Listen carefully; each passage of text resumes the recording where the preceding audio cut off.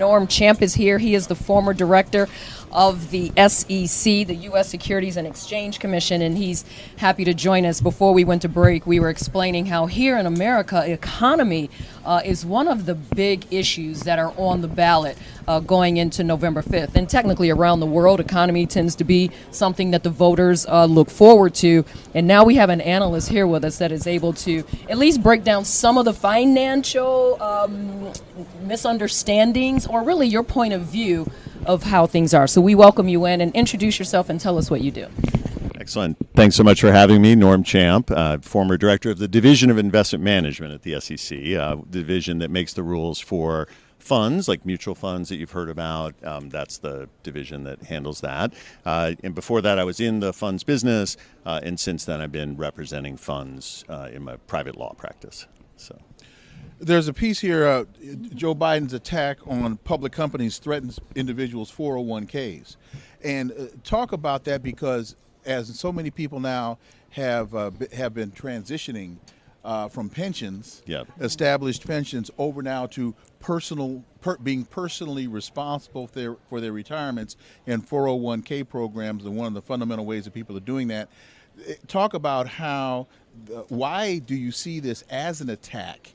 And what's the relationship between the public companies and the 401k programs? Yep, absolutely. So if you think about your 401k or your IRA, those are, as you said, now that most companies do not pay pensions, we are in a situation where we're doing 401ks and IRAs. And so those plans can only invest in liquid securities, so stocks, publicly traded bonds, that kind of thing. So they have to be liquid. That means generally public company stocks. And so for all of us, depending on retirement and depending on those accounts, we need lots of public liquid stocks that our retirement accounts can invest in. Unfortunately, and this goes back to Obama administration, Biden administration, there has been a rise in thinking about public companies in a different way, and that has been to tell them what to do. So there's a lot of telling public companies what to do, including, I want you to disclose on this issue, I want this issue, it was extractive minerals under the Dodd-Frank Act, now it's ESG. Telling public companies what they have to disclose. That's very expensive if you're a public company to do that disclosure, and you may get sued by a plaintiff strike suit to get money.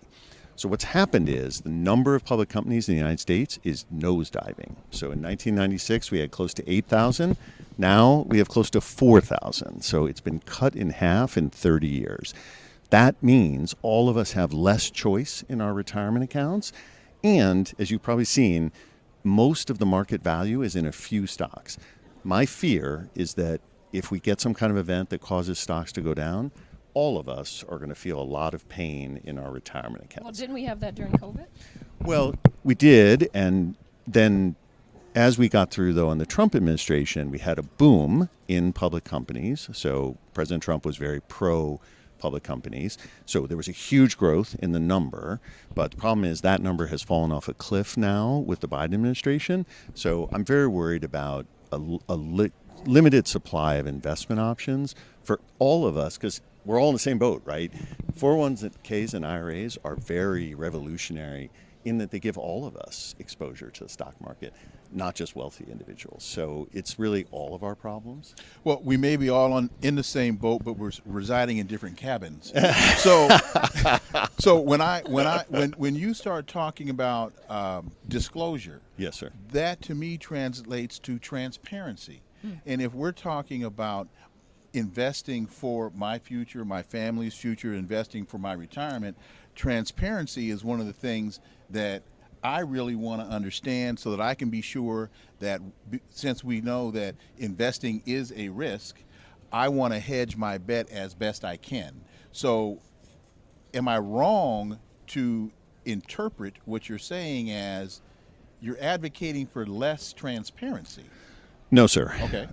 We have a standard in this country that has worked very, very well now for 100 years, which is that all these companies must tell you the material facts about their company. So to your point, we all want to know the material facts about the company. If they're about to have some big problem, they need to disclose that, right? You want to know that. the issue And is... I want to know it before it happens. 100%. The issue is mandating disclosure on certain topics, right? Materiality, the beauty of materiality as a standard, what was material in 1950 is different than 1975, is different than 2000, is different than 2024, right? And so that standard has evolved and served us well. What's been happening in the last 15 years is this idea the government tells you you must disclose if you drill for oil, if you have extractive minerals, if you conflict minerals. Those are the political issues of the moment. We should not be mandating disclosure on those topics. We should stay with, tell me everything that's material about your company. And that can be a flexible standard. If drilling for oil is material to the company, then they got to disclose it. But mandating the disclosure is very expensive, and it's discouraging people from going public, which is limiting all of our choices. So I'm with you on transparency. It's just I want a different standard, or I want the existing standard. So from a layman, my younger sister who's going to vote this year, you said that the economy was great, the economy was good, like I mentioned the COVID deal. You said the economy was good, but then in the last 4 years or since Biden took over, then you said it went off of the cliff. Explain that in basic terms, and then tell us why. How did that happen? So, in basic terms, the number of initial public offerings of public companies, the IPOs, the IPOs in 2021, during which most of Trump's policies were still going, even though Biden was in, were over 1,000 initial public offerings in 2021. By the time the Biden administration got control of the levers and got everything underway, in 2022, there were 180 initial public offerings, down from 1,030. And in 2023, there were 150. So they have shut off the valve. How have they done that? It's basically two things. One is they've sort of changed the procedure so that things are much less clear about when you'll understand whether your documents are, that's right, and they're not reviewing documents the same way they were before, and that's a process point, but it is slowing things down. And then the second thing is, we are having more of this mandated disclosure, more of this pressure on companies. If you're the head of a private company right now, you'd rather stay private than get into this battle that's happening. Well, you're not going to pay taxes either way, right? If you're a company, companies. Some of the larger ones that he wants to have, right? We're asking some of the larger companies to pay their fair share. Amazon, Google, Facebook, to pay their fair share of taxes. Well, remember, they're subject to corporate tax rate just like anyone else. If they have a lot of expenses that offset their income, then they're going to pay less tax, right? So the fair share, they're paying the same rate as every other company. It's just a matter of what their books show for profits. There's a very 30,000-foot discussion about the strength of the economy. And President Biden is talking about how well the economy is going. Things are going very well. Bidenomics. They're talking about the interest rates being low. They're talking about and all of these.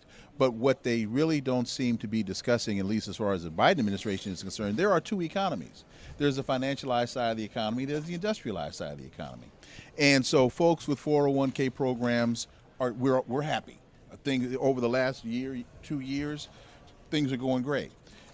But when you go to the grocery store and you have to buy a gallon of milk, a pound of tomatoes, and a pack of chicken wings, you're not pleased. And so can you speak to this disparity in information? Is that inflation? Inflation is so inflation is what's killing us, and that's what people are feeling very strongly and very viscerally in their homes and their lives, right? You go to the store, everything's much more expensive. Your pay has not gone up to keep track of that, right? Correct. To keep pace with that. So you are really feeling that pain of higher prices, and it's very hard. We are in a world where many people live paycheck to paycheck, don't have an emergency fund, don't have, resources. So if you take their grocery bill up 25, 30%, you take their gas bill at the pump up 40, 50%, that's real pain. Their rent, all these things. So if we could get back to more normal U.S. growth in the economy, it helps everyone. So President Biden, the U.S. economy turned in about a 1.6% GDP growth annualized in the first quarter, right? Normal U.S. growth would be around 4%, right? Not 1.6. President Trump got us to normal growth in his first year in office, 2017. You might remember President Obama said he would need a magic wand to get us back to normal growth. Well, it turned out we didn't, actually. We just needed some better policies. And I think if we got better policies, we would get more growth. And that helps everyone. That helps jobs. That helps wages. That helps everyone who's facing these increased prices. But to the point about the Trump administration in the first year, how much of that was based upon the Obama administration's last year? Because we know that the economy doesn't turn around that quickly. Actually, it's a great point. I think that there's some economists who should write their PhDs about this. I do think, however, I would offer an alternative, which is I think that the change in climate from anti-business to pro-business is much faster to have a result in the economy than any policy choices, right? I think that you had a lot of growth and a lot of spending that didn't happen when we had a more anti-business administration. And then when you have a pro-business administration, that stuff all comes out. And I think you would see that again, potentially, if President Trump wins. Norm, are we not being as honest about the effects of COVID that was still happening on the economy? I mean, there was so much backed up to where, and I know you're going to say, but then Trump, it was a good economy under Trump. And to Dr. Wilmer's point, I think some of that was rollover from President Obama. But some of the issues we're having, I think, are still the remnants of the deficits we faced during the COVID economy. So there's no question that we spent a lot of money during COVID. The government spent a lot of money. I'm not right. The continued spending after the Biden administration came in, when we were past COVID, that I think has been a real contributor to this inflation issue, right? You can't spend these trillions and the way they're spending it, which is, sort of green mandates and all this stuff, right? And think about, let's just take oil and gas, right? President, Biden has been very clear, right? He doesn't want us to have oil and gas. That has caused oil and gas prices to go up dramatically. That's killing people at the pump. That is not a COVID thing. That is a policy choice, And he doesn't like oil and gas, and so all of us are paying more to fill up our cars. Is he anti-business? President Biden? I don't know him personally. I think that like a lot his agenda, are you saying that his agenda and his forward-facing policies on the economy are anti-business? Because you said Trump is pro-business, right? And you were saying President Obama was anti-business, and so your growth came during pro-business under Donald Trump. So what is Biden? So I think Biden is, obviously he's done a lot of spending on an agenda that is around like a green agenda and so forth, made cars more expensive, made gas more expensive. Those things are rippling through the whole economy. Whether he's pro-business or anti-business, it's hurting people. You were talking about the spending and the impact of the economy on spending, but what you didn't mention was the supply chain problem, right. Which was a huge contributor.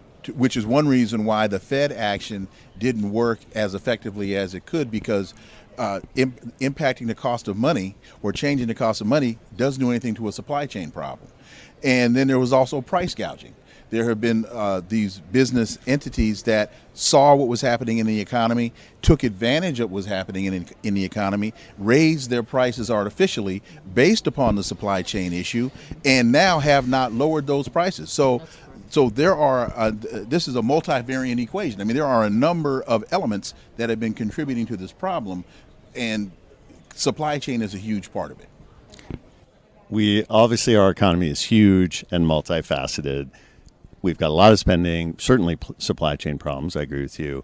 There's been a number of factors.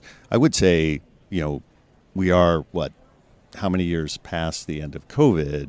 The rate of inflation is still quite high. Mm-hmm. So I don't know, and I'm not an economist, so I don't know how much each piece, but it's all contributing to the problem. And one more question. You talk about pro-business versus anti-business, and you talk about the green economy, for example. Business is changing. The world is changing. And what I see in a lot of this discussion, not ours, but the general discussion, is a reluctance to change. And exactly. And businesses are grasping and doing a lot of things they can to hold on to what was, because that's what they're comfortable with, that's what their business models have been based upon, not understanding that there is a new world out there. Green business should be a boom in this country. Look at the electric vehicle production in China. And what is the United States doing? Putting sanctions, putting tariffs on Chinese electric vehicles. We should be clamoring for electric vehicles. And they are more expensive. So to that point, the opposite side, or they would say, well, it's expensive to get an electric vehicle, and then we have to implement the structures for electric vehicles. You Exactly. have to plug in. It's an expensive process when you look under the Green Initiative. So I can see how there would be pushback saying that this just adds more. This is more of a problem for people to be able to afford. Why not Right. just go to Ford and get the old school pickup truck or F-150 and put some $3 gas on it and keep it moving? But That's not change. But that infrastructure that needs to be developed in order to take advantage of the green economy, that creates jobs. Jobs create paychecks. Paychecks create tax base. Tax base Green generates creates a better revenue. environment. So we're not talking amongst ourselves. Your thoughts? Obviously a lot there. I guess I'd just say that historically government is not very good at making choices about economic issues, right? So having the government spend trillions of dollars on green, Secretary Buttigieg was recently on, I think he's got 3 chargers for 10 trillion or whatever the ratio is. I mean, government historically is a very bad chooser of economic, outcomes. And I think if we got more back to free markets, you would see those who want green, then people would supply that. Those who want other things, people supply that. Having government choose generally doesn't work, and so I think it's part of the issues we're facing. Okay. Before we let you go, all of the good stock's gone. And you can find us on our website at politicsincolor.com. But just answer the question quickly for us. I can't do any stock picking, but it Where'd they go? But, yeah, They're not in my 401k apparently. I would just, if we had more companies going public, we would all have more choices. Okay. Thank you very much. Yep. Thanks for having me. Joining us, Norm Chow. Great to be Appreciate here. it.